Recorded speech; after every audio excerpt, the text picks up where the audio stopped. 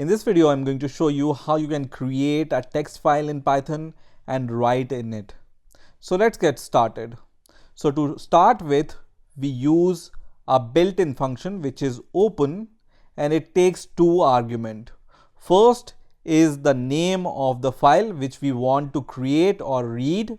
So let's say I want to just create a file which is demo.txt in the same folder in which I'm working in. So you can see I'm working in my file handling project, and there is only one file there which is test.py, and this demo.txt file will be created in the same folder. Now the second argument which we want to give here is the mode. So there are several types of modes which we can use with this open function to work with the files. So let me show you the list of some of these modes. So you can see on the left hand side I have listed the modes. So you can use the R or R plus or W or W plus or A or B. Now R is used to read from the file, and if you don't provide any mode to this function, then the default mode is the read mode.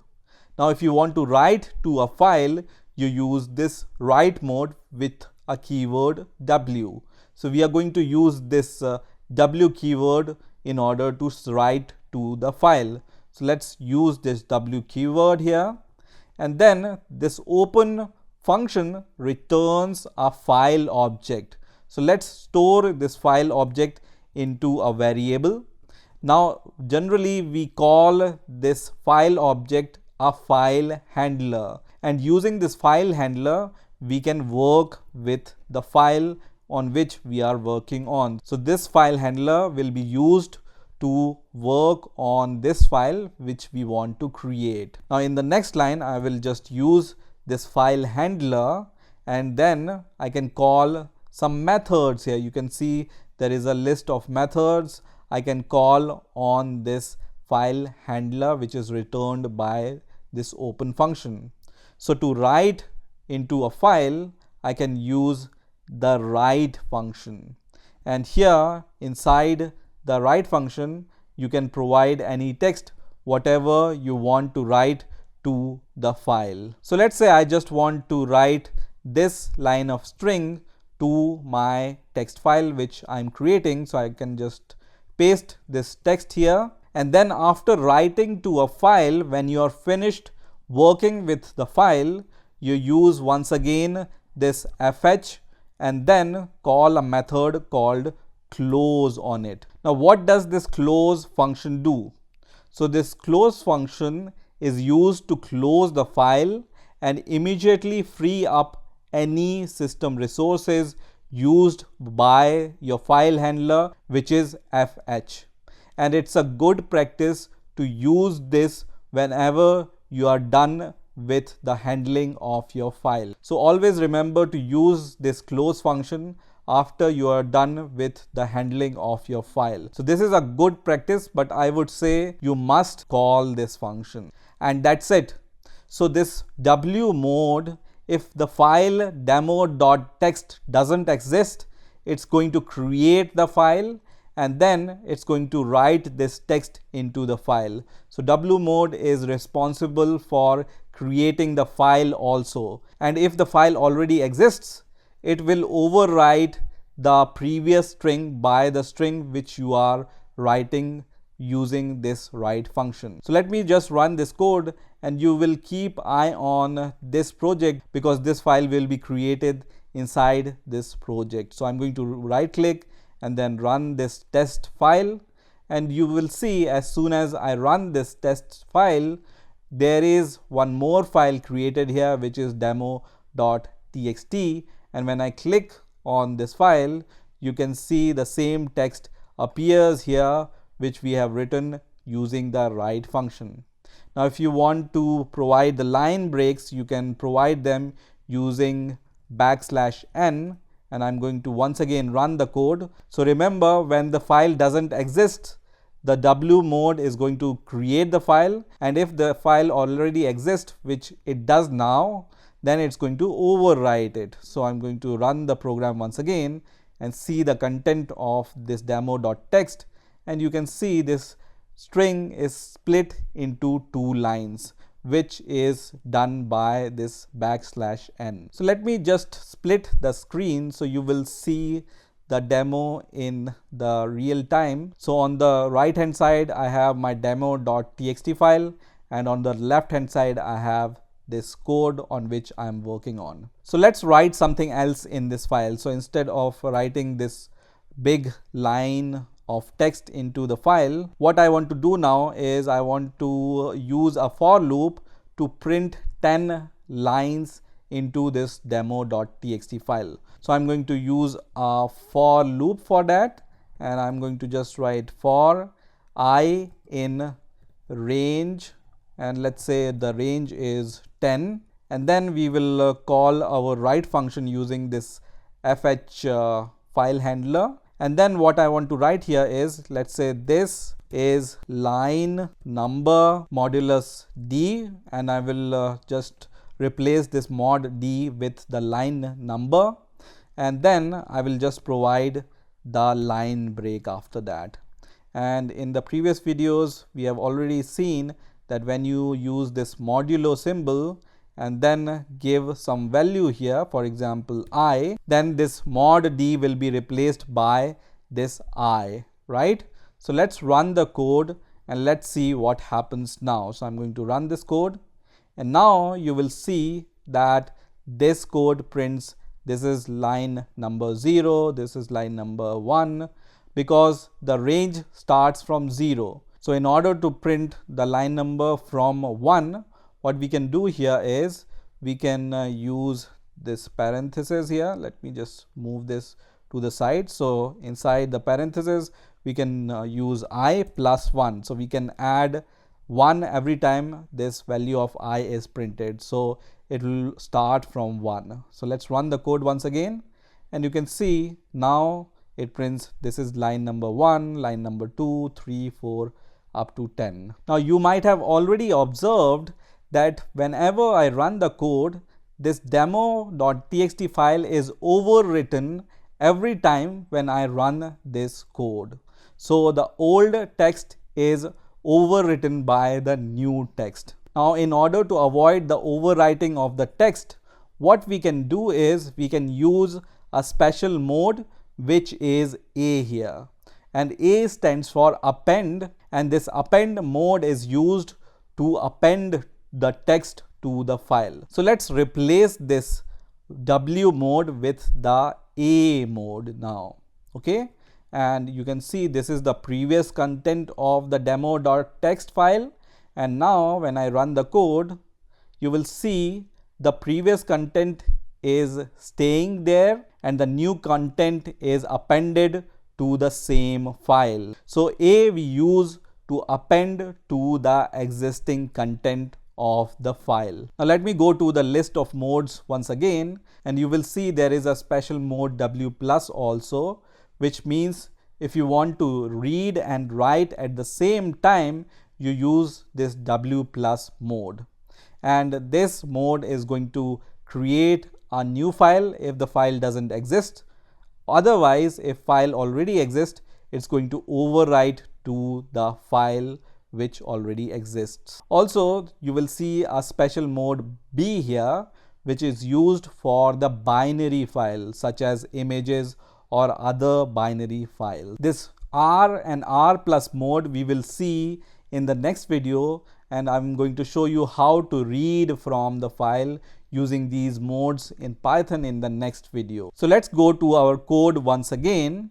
And in the videos in which I have shown you how to use exception handling, I told you we can use try with the finally keyword. So try, and we can enclose this for loop inside the try block, and let's do this. And then in the finally we can add the closing of this file. And what does this finally do? If you remember, this finally block is always called in the case exception is thrown by this code or if exception is not thrown. So this fh.close is definitely will be called whenever we use this finally keyword in order to call the fh.close function. So you can either use this kind of code in order to work with your file handler and then use this close function with this file handler at the end of the handling of the file.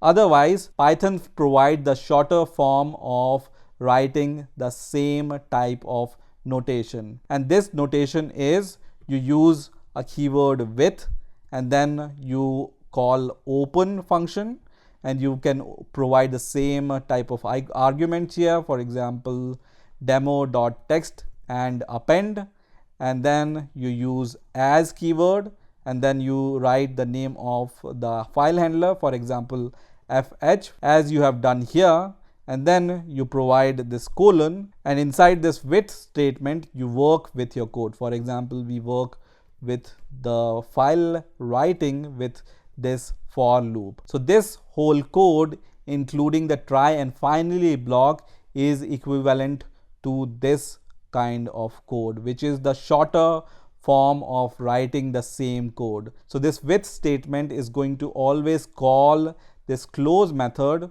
with your file handler when you are done with the handling of your file. So you don't need to explicitly call this try finally block in order to work with your file. This is enough to work with the file. So either use this notation or this notation. Both are equivalent to each other.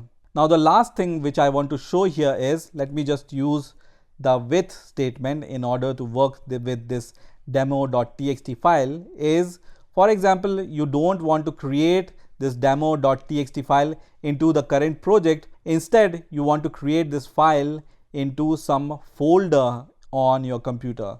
So let's say I want to create this file inside this folder, which is inside my C directory. So I can just copy this whole path from here, and then I can just paste this path with the backslash here. And the important thing to note here is, on Windows you always need to use the double backslashes in order to provide the file path. Okay, so use these double backslashes to provide the file path. So C, inside the C directory I have this files folder, and inside the file folder right now you can see this is empty. And now when I run this code, let me just change the mode to W, which is for write mode, and I'm going to run the code. And as soon as I run the code, this demo.txt file is created here, and you can also see the content of the file on the right side, which is this is line 1 up to this is line number 10. So this is how you can create a text file and write into it using Python. Now in this video I'm going to show you how you can read the content of a text file using Python. Now if you remember, in the last video I have told you that you can use this open function to open any text file, and this open function takes two arguments. First is the path of the file with the exact name of the file.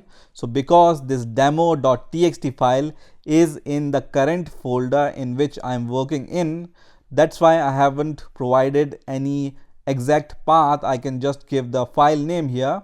But if you have the full path, then you can provide, for example, C:\/ and then whatever is the folder name and then the file name. So either you can provide the exact path of this file with the file name, or you can provide the file name if this file is present in the same directory in which your Python script is there. Now the second argument which this open function takes is the mode of opening this file. So we have seen in the last video, when we write W here or A here, that means we want to write or append to the file. Now in order to read from the file, this mode here should be R, which is the read mode. In the last video we have seen this table in which we have seen that we can use this R or R plus mode in order to read the file, or if you want to read and write at the same time, you can use this R plus mode. Now if you see here, I have also written here that R is the default mode. So when I don't give any argument here as the second argument, which is for the mode, then also the default mode is the read mode. So let's see how we can read this file, which is demo.txt file, and the content of file is shown here. So in order to read the file, you use the file handler and then use the function, for example, read, which is used to read the whole file. Now, in order to print the content of the file, you need to use this print function. So this fh.read will provide the string, and then using this print function, we can print that string. So let's run the code and let's see what happens.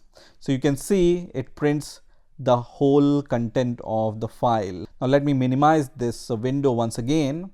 Now let's say if you provide some file path which doesn't exist. So this file name doesn't exist in the current folder, and when I try to read this file, let's see what happens. So it's going to throw an error, and this error says that no such file or directory. So if you try to open a file which doesn't exist, it will throw an error. So you need to give the exact name of the file in order to read it. Now here we can also be more specific, and we can also say that this is a read mode in which I want to open this file, and once again when I run the code, it's going to read the content of this file. Now let's say I just want to read the first word of first line here. So let's say I want to just read the first 4 characters of this line 1, then I can just write 4 here, which will read the first 4 characters of the line 1. Now if we just want to read the first 2 words of this line 1, then you can see the number of characters here, 4 for this, and then there is a space, so 5 characters, and then IS is 2 characters more, so 5 plus 2, 7. So when we write 7 here, then it's going to read the first 2 words of this line 1. Now let's say I want to read the whole line. So instead of some words or some characters, I want to read the whole line.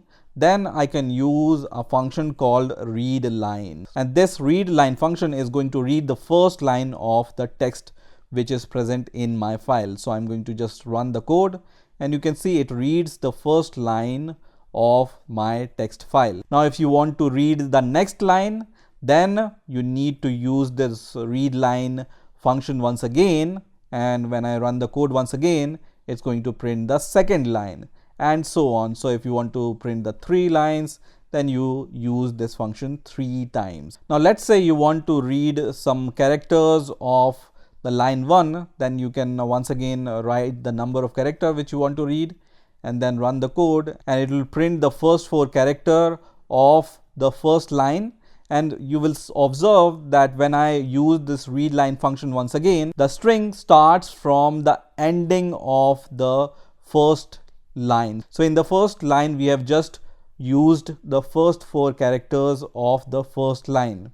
Now pointer will be set to the end of this first 4 characters. So when you use the readline function once again, it's going to start where the first line has ended. So first line has ended at the end of the 4th character, and then it's going to read the space and then all the line characters which are there. So in the second readline statement, it has printed this kind of text which is after the first 4 characters. And in the third read line, because we haven't provided any argument here, so it has printed the whole line here. So let me minimize this. Now let's say you want to read all the lines of this file in the form of the list. So you want to read the 10 lines of this file in the form of list. You can use a function called .readlines. So here you just need to write .readlines, and this function is going to give you the list of every line in the text. So let me run the code first of all, and you can see this is the list which starts from a square bracket, and the first element of the list is the first line with the \n, which is the line break, comma, the second element of the list is the second line of the text which we are reading from here. So now we know that this readlines function returns the list. So we can also call some index of this list. So let's say I just want to read the 5th line of this text. Then I can just write index 4 because index starts from 0, right? So let me run the code once again, and it prints this line which is at the line 5. Now let's say I want to read the last line. I can just say 9 and it's going to print the line number 10 of your text file. Let me minimize this once again. Now let's say you want to read all the lines of this text one by one and do some operations on each and every line one by one. So you can use a for loop for that to iterate over the lines one by one. So for, let's say, line in your fh, which is the file handler, and then you can print the line one by one. So you can call this variable which is line here, and now let's run the code, and it's going to iterate over this text line by line, and every line is printed one by one using this print line statement. So let's say you want to count the number of characters in every line. You can use this function which is len function, which is used to count the length of a string. And when I run this code, now it's just going to print the number of characters in every line. Now once again, let's say you want to count the number of words in every line.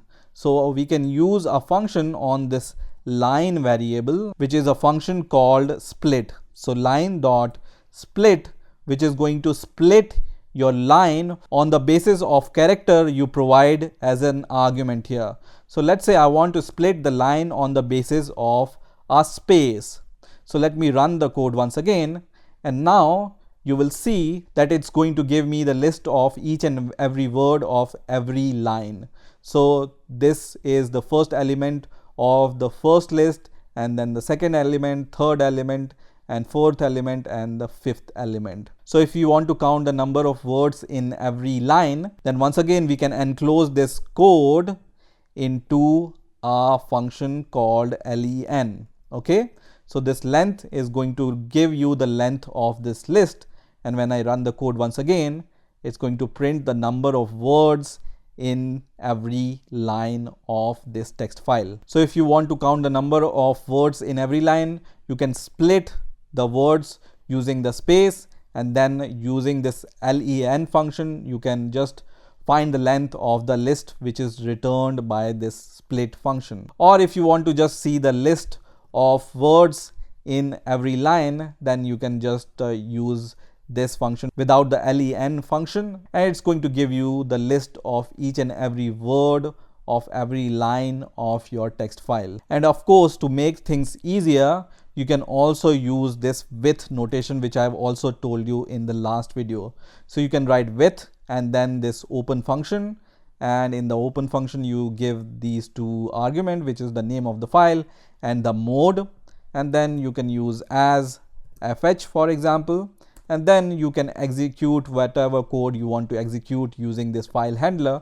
For example, once again, I want to read the content of the file once again. So using this with statement, you don't need to use this fh.close function, because this with function is going to take care of closing of this handler by itself. So this whole code is equivalent to the code which you write whenever you use the try finally block with this code also. So this is also possible. So let me just remove this code and let's run the code once again, and it's going to give me the same result as we have seen earlier. So in this way you can read the text files in Python. In this video I'm going to show you how to handle JSON values in Python.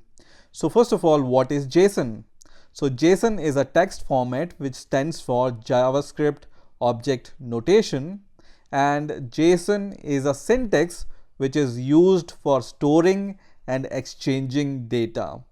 Now if you want to know more about JSON, what is JSON and how to create JSONs, and what value you can store in JSON, then I have created a whole video about that, so you can watch that video and understand more about JSON. So let's get started with this tutorial and let's see how we can use JSON in Python.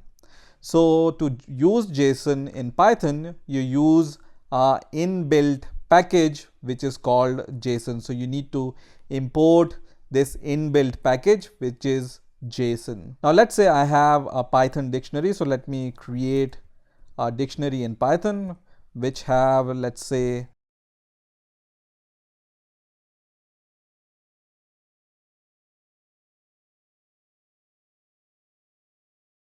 so this is our dictionary in Python. So in order to convert this dictionary into JSON, you use this JSON keyword which we have imported here, and then call a method called dumps. So this dumps method we can call here to convert some Python values to a JSON value.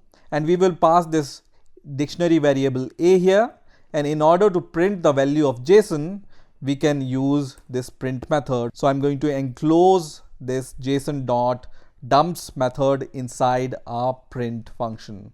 Now let's run this code, and you will see that this JSON.dumps function has converted your dictionary into a JSON value. So this is our JSON text format. Now the next question which can arise here is what data types this dumps function takes as an argument. So it takes a dictionary we already know now, but what are the other data types which we can pass as an argument to this dumps function? So it turns out that you can provide majority of your collections and your data types as an argument to this dumps function. So you can provide dictionary here, list, tuple, string, int, float, or a boolean value. Any value you can provide here. I think sets you cannot provide as an argument here, but other than sets, you can provide any other format as an argument to this dumps methods. So let me show you how you can provide all these values into this JSON.dumps function. So here in the first print statement, I have provided the dictionary. In the second print statement, I have provided the list. In the third, we have provided tuple. In the fourth statement, we have provided the string, and then the integer, and then float values. And then we have provided the two boolean values, false and true. And at last, we have provided this none keyword to this dumps function. So let's run the code and let's see what happens.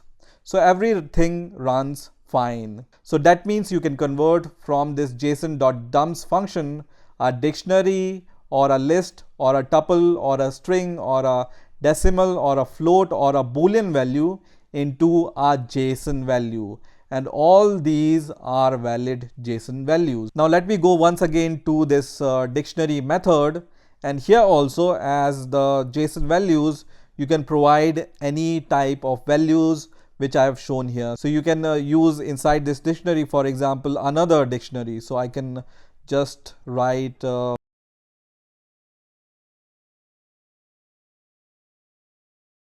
we can also provide a tuple here. So let's run this code and it's totally valid. So you can see our dictionary is now converted to a JSON value. Now this dumps function also takes few other parameters also.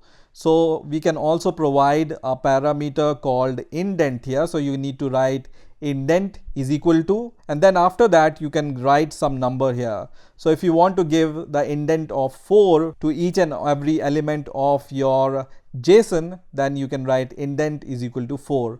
And let me run the code once again, and now you can see this JSON is printed into a pretty format, and the indentation here, indentation means this indentation is 4 spaces for each and every element of your JSON. So if you want to print your JSON into a pretty format, then you can just write indent is equal to and the number of indents you want to give. So let's say I want to provide just 2 indents here, and let me run the code once again, and you will see now this only have the 2 indents for every element of this JSON. Also you can provide a parameter called separators, and as the separators, let's say first value I want to provide here is a dot value and the space here, and the second value I want to provide here is this equals to symbol. So what this separators argument does is it will replace your commas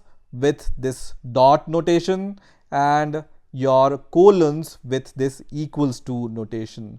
And when I run the code, you can see now the colon is replaced by the equals to symbol and the comma is replaced by this dot symbol. So you can use separators like this also, but I will not prefer to use these kind of notation. The original notation is the one which I prefer to use, which is with commas and these colons. One more thing you can use here is the sort keys. So you can just write sort keys here, and whenever you write true here, it's going to sort your JSON according to their alphabetical order. So you can see right now your keys are assembled in non-alphabetical order. So they are assembled in a random manner, but when you give sort keys is equal to true here, and I'm going to run the code, you can see age comes first, then the marks, and then the name, and then the object. So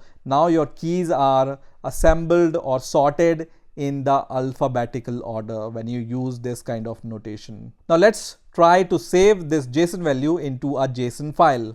So in the last video I have shown you can use this with statement, and then you can use open function, and we can provide a file name here, for example demo.json. So JSON file always have the extension .json, and the second value we will provide here is the mode. So we want to write to the file, so that's why we have used w here as fh, and then using this fh we can write to this file which we have created. So we can pass this json.dumps function here, and now your dictionary A will be converted into a JSON, and then this JSON will be saved into this demo.json file.